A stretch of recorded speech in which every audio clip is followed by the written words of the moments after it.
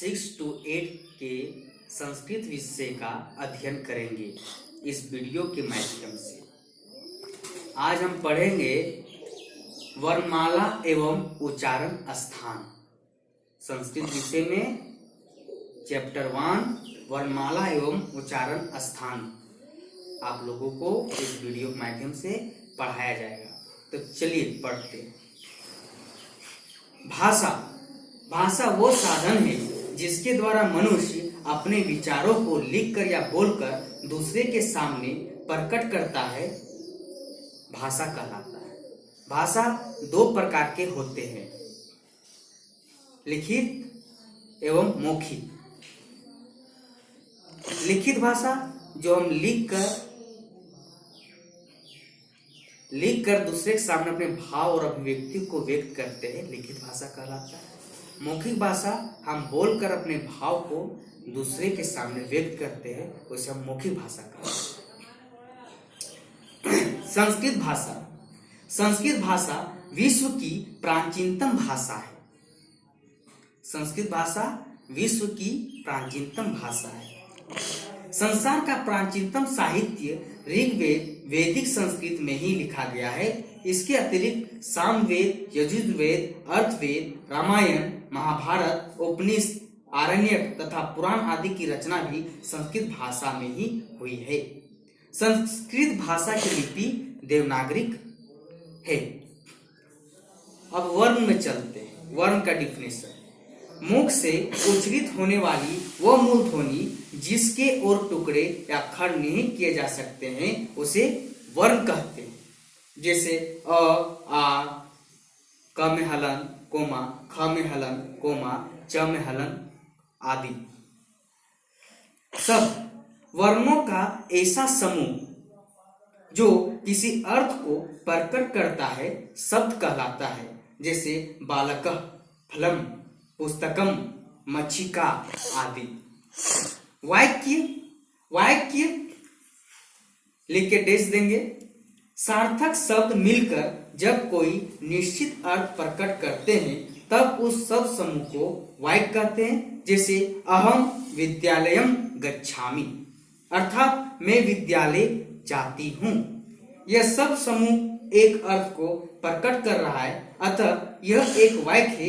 इस प्रकार हम कह सकते हैं कि संस्कृत भाषा में अर्थ की दृष्टि से वाक्य की भाषा की मौलिक इकाई है। आइए अब चलते हैं संस्कृत वर्णमाला में। सभी बच्चे कॉपी और कलम लेकर बैठ जाएंगे और जो पढ़ाया जा रहा है उसे आप अपनी कॉपी में नोट्स कीजिएगा। संस्कृत वर्णमाला लिखकर डेज दीजिएगा और लिखिएगा वर्णों के समूह को वर्णमाला कहते हैं। संस्कृत वर्णमाला में कुल 48 वर्ण हैं। कितने वर्ण हैं? 48। वर्णमाला का विभाजन इस प्रकार किया गया है। वर्ण को 3 भाग में बांटा गया है। स्वर, व्यंजन और अयोगवा। स्वर वर्ण 3 टाइप्स के होते हैं, हर्ष, दीर्घ, प्लुत। व्यंजन वर्ण 3 टाइप्स होते हैं, स्पर्श, अंतस्थ, ऊष्म। अयोगवा 2 टाइप्स के होते हैं, अनुस्वार, विसर्ग। स्वर वर्ण। स्वर वर्ण कौन कौन है? नोट्स कीजिएगा। अ, आ, हर्षई, दुर्घई, हर्षो, दुर्घौ, री, ए, आय, ओ, आव, लरी। जैसे कि पहले बताया जा चुका है कि उच्चारण में लगने वाले समय के आधार पर स्वरों के 3 भेद हैं, हर्ष, दीर्घ, प्लुत। हर्ष स्वर लिख के डेज देंगे। अ, हर्षई, हर्षो, री, री स्वर लिख के डेज देंगे। आ, दुर्घई, दुर्घौ, री, ए, आय, ओ, आव। प्लुत लिख के डेज देंगे। आ, दुर्घई, दुर्घौ, री, ए, आय, ओ, आव।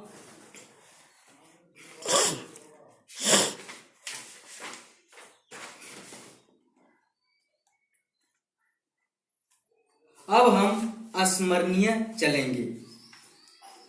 अब पॉइंट बाय पहला पॉइंट में है कि भाषा विचारों को प्रकट करने का साधन है। सेकंड पॉइंट में लिखिएगा भाषा के दो रूप है, मौखिक तथा लिखित। 3 में लिखिएगा संस्कृत भाषा की लिपि देवनागरिक है। 4 में मुख से उच्चारित होने वाली वे मूलध्वनियां जिनके और टुकड़े नहीं किए जा सकते हैं वर्ण कहलाते हैं। 5 पे लिखिएगा वर्णों का ऐसा समूह जो सार्थक है शब्द कहलाता है। 6 में सार्थक शब्दों का ऐसा समूह जो एक निश्चित अर्थ प्रकट करता है वाक्य कहलाता है।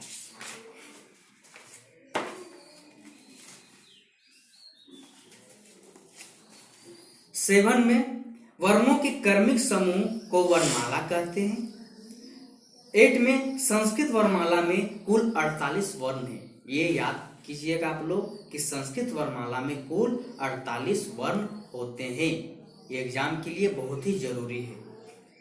9 में वर्णों के 3 भेद हैं, स्वर, व्यंजन तथा अयुग्मा।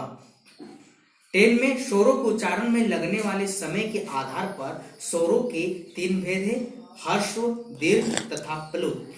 व्यंजनों के उच्चारण स्थान के आधार पर व्यंजनों के 3 भेद हैं, स्फट, अंतस्थ तथा उष्ण। मुख के जिस भाग या स्थान से जिह्वा अथवा वायु के टकराने पर किसी वर्ण का उच्चारण होता है उस स्थान या भाग को उस वर्ण का उच्चारण स्थान कहते हैं।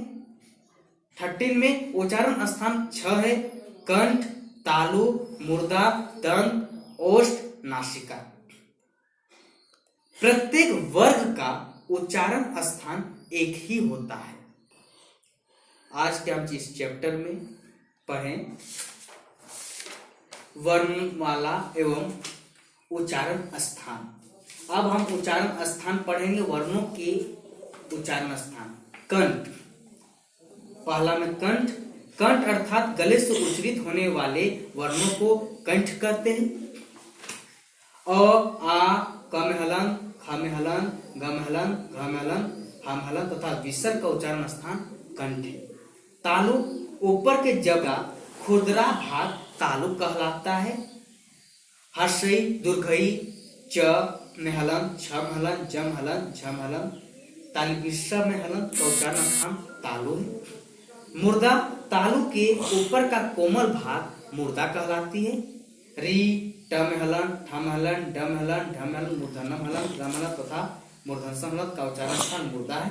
दंत, दांतों की सहायता से बोले जाने वाले वर्ण दंत कहलाते हैं, जिसे री, त में हलन, थ में हलन, द में हलन तथा स में हलन का उच्चारण स्थान दंत है। ओष्ठ, ओंठ की सहायता से उच्चारित होने वाले वर्ण ओष्ठ कहलाते हैं। हर्षु, तुर्घौ, प में हलन, ह में हलन, ब में हलन, भ में हलन तथा म में हलन का उच्चारण स्थान ओष्ठ है।